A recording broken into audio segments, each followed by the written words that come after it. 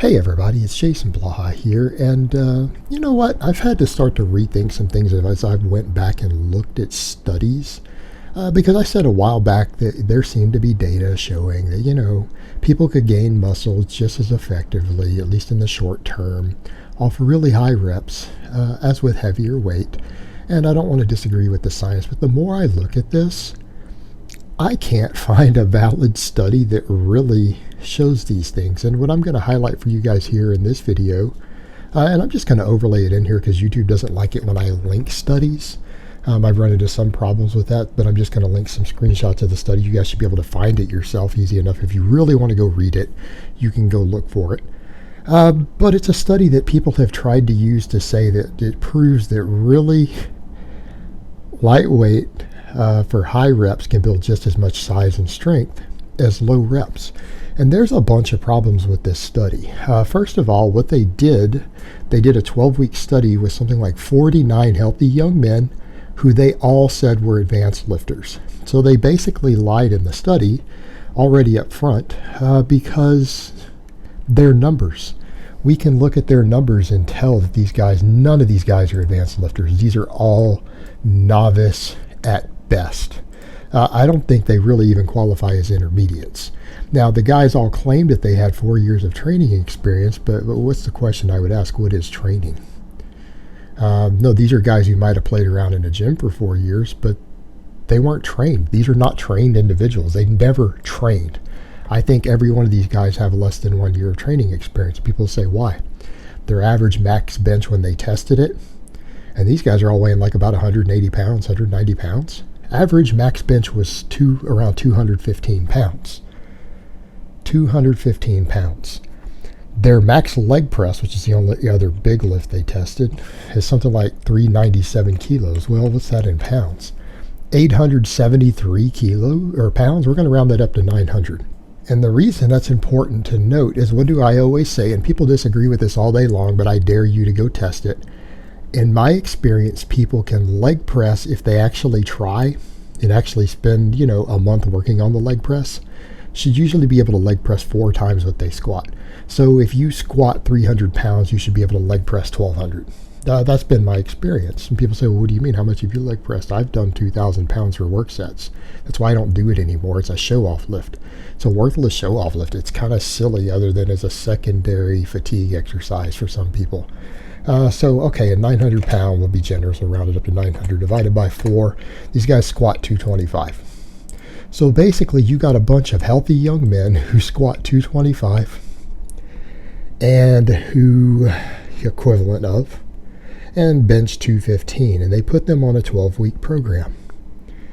Now, instead of putting them on proper programs, they may do a bunch of problems. Like, first of all, they're saying, it's saying up to 90% of their 1 rep max is the heavyweight group, but they're doing 8 to 12 reps. Now, they lied right there. So again, we have the researchers telling a provable lie. There's not a human being on the face of the earth who I have ever seen in my life who can do 8 to 12 reps with 90% of their max.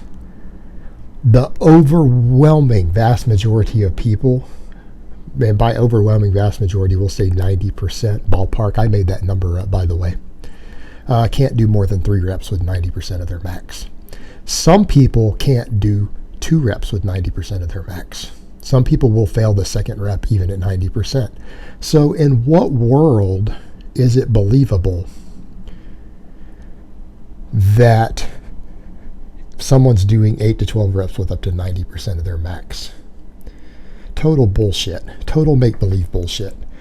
This is already showing that the researchers are biased against lifting heavy weight because they didn't actually have them lift heavy weight. They claim they did. We had 90%. All right. That's not physically possible. It cannot be done. So already they're making a claim that we can disprove. Totally impossible. So actually what they did, they had them do a high rep lightweight group against a really high rep, really lightweight group, right? That's your 2 groups, but then they're calling it low reps.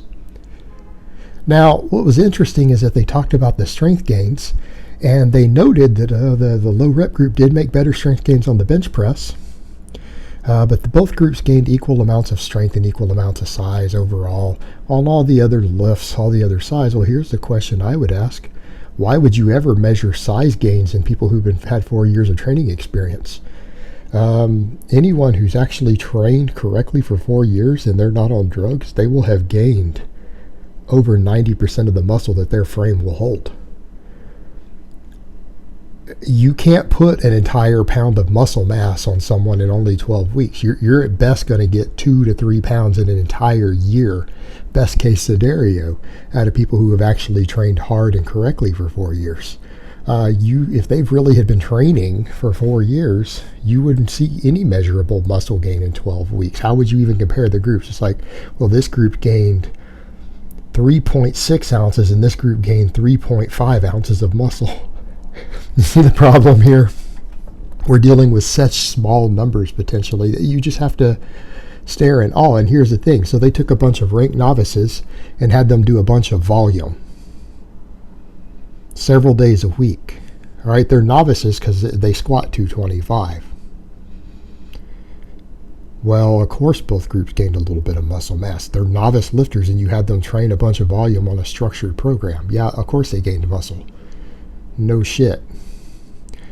But here's the thing.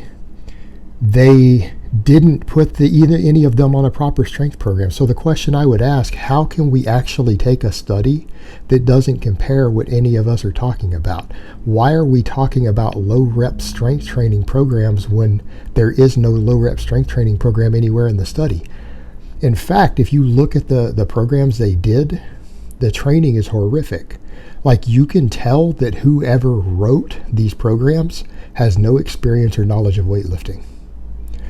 None of these researchers clearly have any experience or basic reading on resistance training. I don't know what their PhDs and stuff are in. I don't know molecular biology, nutrition, but clearly none of these people have ever been in a weight room in their life, and none of them have ever run any sort of resistance training strength program written by an actual coach.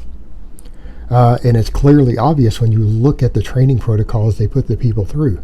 I think they pulled them out of a bodybuilding magazine, because it's very obvious that no one involved in this study has ever lifted a weight a day in their life. And it's very obvious with the way they wrote the programs. They literally know nothing about training. And so they took two very, very, very poorly written hypertrophy programs to compare to each other to draw findings from. Well, any strength gains that happened, I think, can be attributed to the fact that they had them max out 4 or 5 times. People say, what? They all maxed out. They tested their maxes on the starting day, right?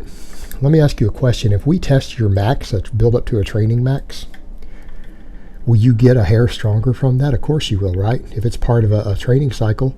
So we started off with a training max. Now, if they said they tested people's max, how do you test their maxes?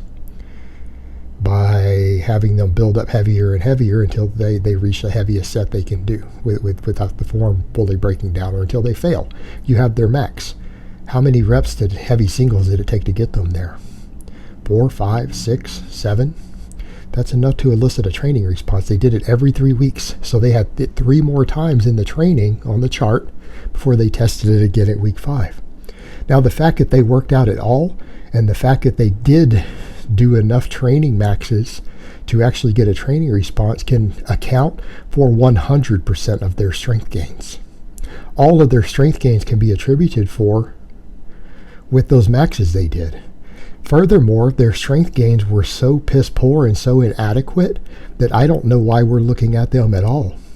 In other words, the amount of strength that these guys gained, because all of them they went from an average of a 215 bench up to like a 235 bench, 240 bench.